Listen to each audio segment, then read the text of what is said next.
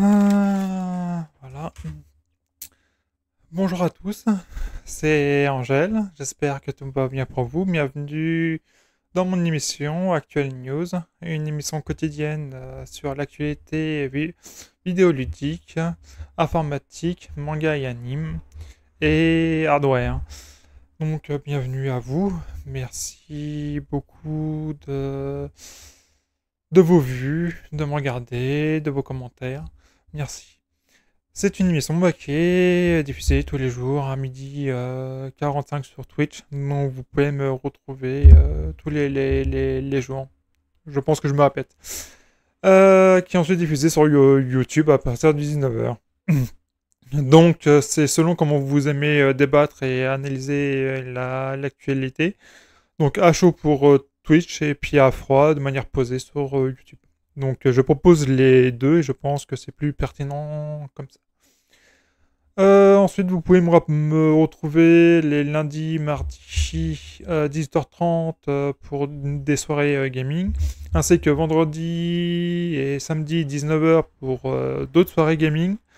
Et après, il y aura l'après-midi entre 14 et 17 le dimanche pour une petite après-midi ensemble. Voilà, vous pouvez me retrouver sur ces créneaux-là. Voilà. Nous, on va se lancer en sachant qu'on va commencer par une news de l'espoir. J'espère beaucoup avoir de ces nouvelles. Sur des news aussi, une news sur un anime très ancien, mais qui mérite un coup de projecteur tellement qu'il est très bon et merveilleux. Et après, le reste, on va parler aussi beaucoup de The Last of Us et de Xbox et de Corsair. Voilà, voilà. Donc nous commençons. Alors, nous commençons. Je pense que vous avez reconnu le célébrissime personnage Claptrap de la licence Borderlands. Et donc, un insider, QRAK6, via le site Exputer, que le jeu se montrera pleinement durant le Summer Game Fest. Donc, c'est-à-dire à partir du 7 juin. On devrait avoir commencé à avoir des informations et des news, surtout sur les jeux qui vont sortir, des surprises et tout. Et donc ce Borderlands 4 devrait, selon cet insider, se montrer. Donc on espère aussi une bonne date de sortie avec, en sachant que le troisième a été assez, comment dirais-je, mal accueilli à cause notamment de ses protagonistes, enfin pour ses antagonistes. Les méchants étaient écrits vraiment pas terribles et l'histoire tournée et puis les dialogues étaient un peu trop, je dirais, cucul-après-ligne, un peu trop un peu trop en toute la ceinture, un peu trop pipi caca. Donc on espère une écriture un peu meilleure avec ce Borderlands 4. On espère du contenu aussi riche que ce que est actuellement Borderlands 3, mais carrément à la seule sortie du titre. Après, comment ça se passe? Est-ce qu'on va retrouver Lilith et toute la clique? Ça, c'est la bonne question. J'espère retrouver, bien entendu, une sirène J'espère retrouver une sirène. J'espère retrouver un voleur ou un sniper comme l'était Mordecai ou Zero. Après, après une race bourrine, je sais qu'il y en a qui aiment, donc pourquoi pas. Mais voilà, j'espère beaucoup, beaucoup de choses. Ensuite, nous partons pour la news suivante et on va commencer par parler de Last of Us avec la saison 2 donc de la série Netflix qui, selon une interview accordée dans un magazine qui s'appelle Deadline, donc Craig Mazin et Neil Druckmann qui ont évoqué cette saison 2 qui arrivera en 2025, aura pour épisode 7. En nombre, il y aura 7 épisodes pour cette saison 2. La 3 aura sûrement plus d'épisodes parce que l'autre partie a plus de choses à raconter. Et apparemment, il y aura déjà même une saison 4 qui sera également envisagée. Tellement que la série a des choses horaires à raconter. Donc, faut voir comment ça se passe. Donc après, je vous parle de The Last of Us plus tard. Et bah là, on va parler de The Last of Us Part 2, qui sur PC,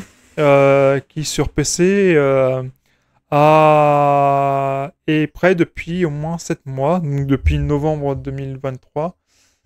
Et selon l'insider travaillant pour Dead Labs, Bill Bilken, qui est extrêmement bien informé et fiable, la version de PC serait annoncée avec la saison 2 donc de la série. J'avais dit Netflix, mais sur HBO. En même temps que la version PC. Donc on aurait une annonce de la saison 2 ainsi que la version PC de The Last of Us Part 2. Donc c'est plutôt un bon move marketing de la part de Naughty Dog et de Sony PlayStation. Donc c'est une série et aussi bien vidéoludique que maintenant série télévisée que je voudrais bien voir. Parce que ça me dit, franchement, mais je sais pas dans quel ordre regarder. Est-ce que je mode d'abord la série télévisée pour me donner envie de regarder pour me donner envie de jouer au jeu, ou je joue au jeu pour me donner envie de voir la série? Ouais. Disons que je me tâte et un jour je vais vraiment m'y mettre. News suivante. Mais News suivante, on part pour le Xbox Games Showcase qui pourrait durer 2 heures et présenter une trentaine de jeux. Chose qui est énorme. Donc en effet, l'insider Jeff Grubb a déclaré que l'émission durerait 2 heures, qu'elle contiendrait environ 30 jeux, certains que nous connaissons déjà et d'autres que nous avons encore jamais entendu parler. On évoque le Dragon Age 4, donc Dragon Age 4, qui se nommerait Dragon Age Dreadwolf, ou simplement Dragon Age 4.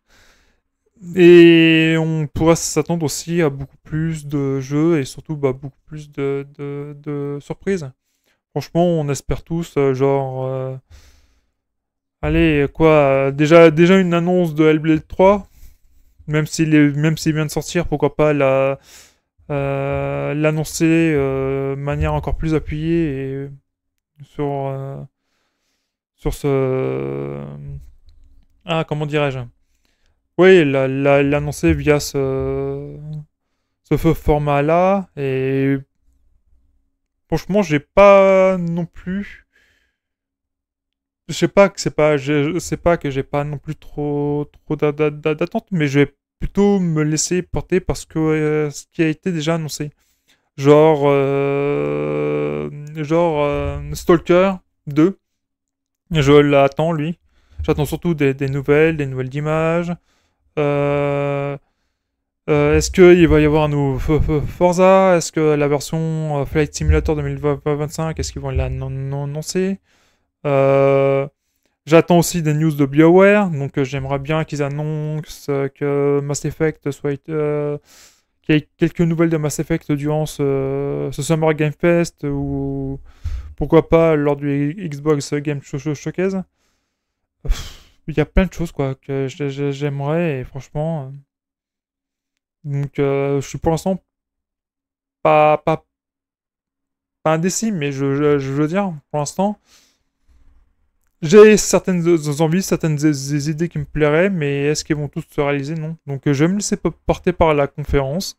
Je vais peut-être couvrir sur Twitch la conférence Xbox. C'est celle qui m'intéresse le plus. Donc je vous le dirai ça, Peut-être avec l'actuelle news du vendredi ou samedi, je pense. Je regardais si les horaires sont raisonnables. Je ferai peut-être un stream pour couvrir l'événement. Voilà, je vous dirai. Donc en attendant, bon, on jouera beaucoup. Donc je sais pas. Pour l'instant, dubitatif. Ou alors, j'aime plutôt me laisser porter. Corsair a présenté son Custom Labs lors du Computex 2024 pour personnaliser son clavier, sa souris, son tapis de souris. Donc vous pouvez acheter des touches personnalisées ou des jeux de touches et bien d'autres éléments. Et donc il faut aller sur le site de la marque, donc j'imagine corsair.com. Et vous pouvez très bien personnaliser vos claviers, vos souris, votre tapis de souris comme vous voulez. Et pour avoir un setup qui vous ressemble. Mais est-ce qu'on peut avoir aussi, et ça où, est-ce qu'on peut avoir du RGB sur son tapis ou est-ce que c'est uniquement la couche? Est-ce que pareil, est-ce que on peut personnaliser tous les claviers de la marque ou est-ce que c'est vraiment certains modèles? Pour l'instant, je ne sais pas.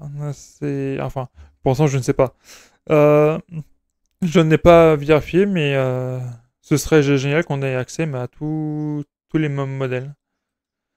Et enfin, pour terminer, on va parler de Macross et plus précisément de l'anime. Enfin, l'anime, c'est plutôt un OVA, donc un Original Video Animation, donc c'est-à-dire une série très courte, mais beaucoup plus longue qu'une série anime. Et là, on va parler de Macross Plus et de son édition prestigieuse édition Ultimate. En Amérique du Nord, Europe et Royaume-Uni, en sachant qu'il n'y aura que 100 coffrets. Et les précommandes sont ouvertes sur le site d'Anime, donc D apostrophe arrobase A majuscule N-I-M-E. Donc dès demain, jeudi 6 juin, donc j'espère que vous verrez la vidéo à temps pour que vous puissiez commander. Et il y aura plein de choses dans son édition. Il y aura 2 Blu-ray proposant l'œuvre dans sa version de base ainsi que dans sa version film, un beau livre regroupant de nombreuses archives visuelles, illustrations et artwork, ainsi que des interviews, un poster au format A3 et 9 art cards. Donc on peut, donc c'est un très beau coffret. En sachant que les deux versions de l'OVA et du film sont complètement différentes dans leur découpage et dans leur rythme. Donc c'est simple, c'est un anime composé de 4 OVA, OAV d'environ 30 minutes chacune, sorti en 94, tandis que avant de ressortir en 95 sous forme d'un film de 115 minutes. Donc il y a beaucoup de coupes pour faire, il y a beaucoup de coupes pour rendre le film plus digeste et surtout plus dynamique. C'est deux visions différentes. Je sais pas si vous connaissez Gundam, mais c'est pareil. Il y a 3 ou 4 films qui résument les 39 ou 49 épisodes de la série. Donc on est au ratio à peu près pareil que là. On a beaucoup de coupes pareilles. C'est une manière de voir la série et de voir les grandes lignes surtout. Et de comprendre ce qu'on voit. Après, bien entendu, c'est chacun voit comme il veut. Ça permet de proposer deux visions et donc de voir l'anime sous l'angle qu'il veut. Donc voilà, c'est sur ça qu'on va se quitter, mesdames, messieurs, en vous souhaitant merci de m'avoir écouté, merci de m'avoir regardé surtout. J'espère que l'émission vous a plu. Nous, on se retrouve demain à 12h45 pour la Q&A News. Voilà, donc vous avez vu que j'ai mis des logos qui correspondent ben, à mon à ma chaîne et puis à mon Twitch.